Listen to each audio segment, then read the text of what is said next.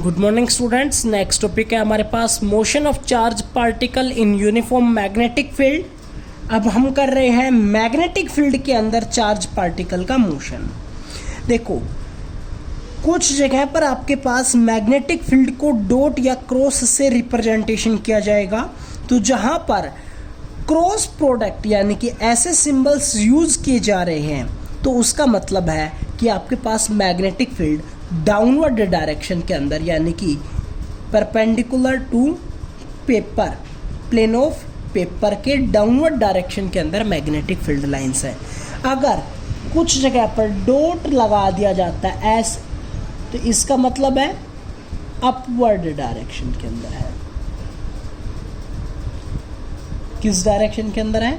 Upward. और cross का मतलब होता है डाउनवर्ड। ये मैग्नेटिक फील्ड की डायरेक्शन को शो करता है। क्लियर है? तो यहाँ पर हमने मैग्नेटिक फील्ड लाइंस ली है और उनकी डायरेक्शन ली है डाउनवर्ड डायरेक्शन के अंदर। तो अब हम यहाँ पर कोई एक चार्ज्ड पार्टिकल को मूव करवाते हैं तो ये हमारे पास करंट की डायरेक्शन है। तो यहाँ पर एक फोर्स एक्सपीरियंस होता है। तो यहाँ पर जो फोर्स एक्सपीरियंस होता है वो हमारे पास फोर्स कैसा हो गया?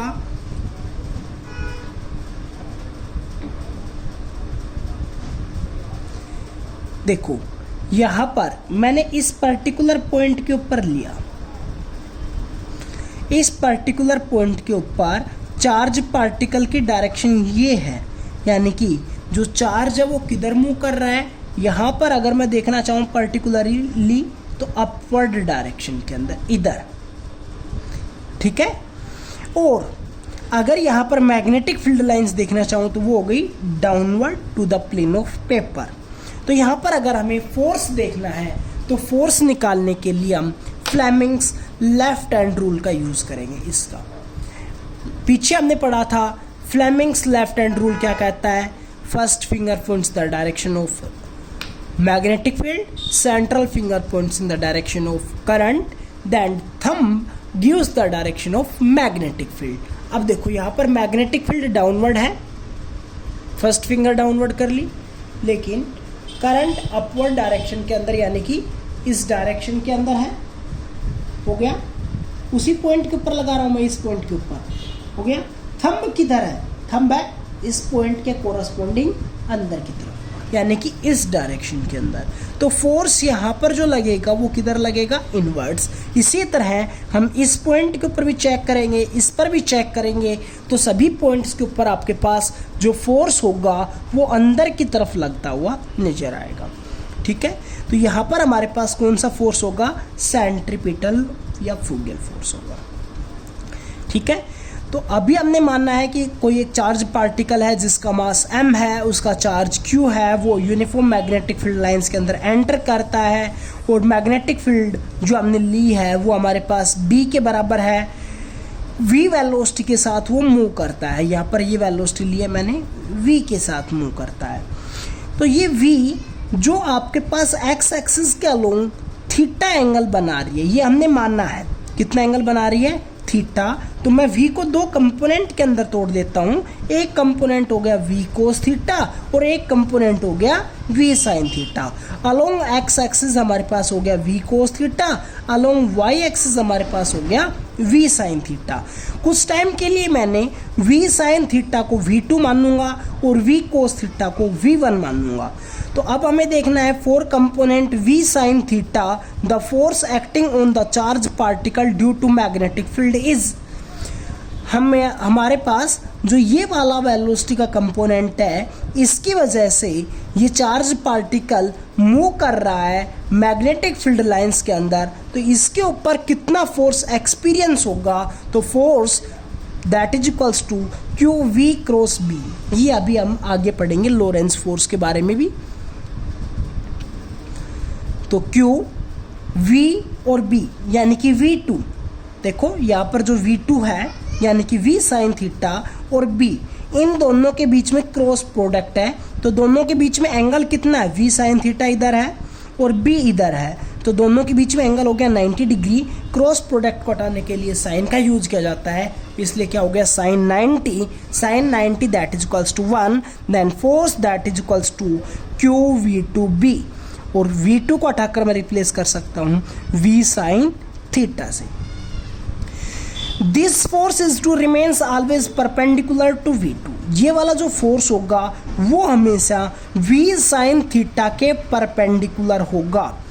Does not perform any work so that magnitude of velocity V2 does not change, यानी कि V साइन थीटा की जो वेलोसिटी का जो कंपोनेंट है उसकी वैल्यू चेंज नहीं होगी। ये वाली जो V साइन थीटा है ये ओनली उसकी डायरेक्शन को चेंज करने के लिए यूज में ली जाएगी। The charge particles move in a circular path in magnetic field. भाई V साइन थीटा की वजह से जब वो उसकी डायरेक्शन को चेंज कर रही है तो चार्ज पार्टिकल किसके अंदर मूव करेगा, सर्कुलर पाथ के अंदर, जैसा कि हमने इधर रिप्रेजेंटेशन किया था इसके अंदर। तो चार्ज पार्टिकल किधर किया, सर्कुलर फॉर्म के अंदर। The force on charge particle due to magnetic field, force निकाल रहे हैं तो एक फोर्स हमने निकाला था F that is equals to QV2, यानी कि V sine theta into B that is equals to, यहाँ पर जो सेंट्रीपिटल फोर्स लग रहा है तो सेंट्रीपिटल फोर्स हमारे पास किसके बराबर होता है, that is equals to mv²/r।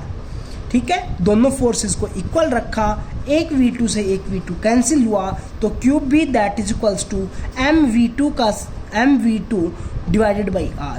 V2 की वैल्यू निकाल लेंगे तो हो गया QB into R by M। इसको हम V2 को क्या लिख सकते हैं, V साइन थीटा के बराबर। हमें अगर एंगुलर वेलोसिटी निकालनी पड़ जाए, क्योंकि जब वो सर्कुलर पाथ के अंदर मूव कर रहा है तो वहाँ पर एंगुलर वेलोसिटी भी होगी उसकी, तो एंगुलर वेलोसिटी हमने +1 क्लास के अंदर एक रिलेशन पढ़ा था V that is equals to R omega. V था linear velocity, omega angular velocity, R उसकी रेडियस। तो omega that is equals to V by R, omega that is equals to V की value put करते हैं तो QBR by M, एक R से एक R कैंसिल, यानी कि QB बाई M या फिर V sine theta by R लिख सकते हैं। अगर उसकी frequency of rotation of the charge particle पूछ लिया जाए तो nu that is equals to omega by 2 होता है। ओमेगा की value QB by M put करेंगे तो हमारे पास रिलेशन ये बनेगा। अगर टाइम पीरियड पूछ लिया जाए तो time period that is equals to 1/ν के बराबर होता है, तो हमारे पास रिलेशन ये बनेगा। अब देखो, जो हमारे पास V1 यानी कि जो हॉरिजॉन्टल वेलोसिटी का जो कंपोनेंट था V cos theta, for component velocity V cos theta यानी कि V1, there will be no force on a charged particle. इस चार्ज पार्टिकल के ऊपर कोई फोर्स नहीं हुआ in magnetic field. The charge particles covers linear distance in the direction of magnetic field with a constant velocity. Charge particle क्या करेगा, एक constant speed के साथ मूव करेगा। क्यों करेगा, देखो अभी जो हमने पीछे लिखा था कि जो फोर्स होता है that is equals to QV cross B के बराबर होता है। अगर हम इस वाले कंपोनेंट के हिसाब से देखेंगे तो इस वाले कंपोनेंट का और मैग्नेटिक फील्ड के बीच में जो एंगल बन रहा है वो आपके पास 0 डिग्री का बन रहा है, और अगर हम इसको खोलते हैं तो यहाँ पर साइन 0 बनेगा और साइन 0 की वैल्यू 0 होगी, जिसकी वजह से उसके ऊपर फोर्स की वैल्यू भी 0 होगी। The charge particle cover linear distance in the direction of magnetic field with a constant velocity। जब उसके ऊपर कोई फोर्स नहीं लग रहा है तो जिसकी वजह से वो चार्ज पार्टिकल कांस्टेंट वेलोसिटी के साथ मूव करेगा। So due to both velocity component the charge particles move in helical path. एक की वजह से सर्कुलर कर रहा है, एक कंपोनेंट की वजह से जिस वेलोसिटी के साथ वो मूव कर रहा है उसी की वजह से कर रहा है। तो चार्ज पार्टिकल कैसे मूव करेगा, हेलिकल पाथ। ये वाला जो रिप्रेजेंटेशन है कि वो हॉरिजॉन्टली भी चल रहा है और वर्टिकली देखें तो सर्कुलर पाथ ट्रैवल कर रहा है, तो ये हमारे पास जो पाथ होता है इसको हम बोलते हैं helical path. The linear distance covered by the charged particle in magnetic field in time equal to one revolution of its circular path is known as pitch of helix। और pitch of helix किसी numerical के अंदर पूछ ली जाए तो d that is equals to speed into time होगा। Speed हमारे पास horizontally क्या थी, v cos theta into time taken that is 2 pi m by bq। Then this is the pitch of helix। Thank you।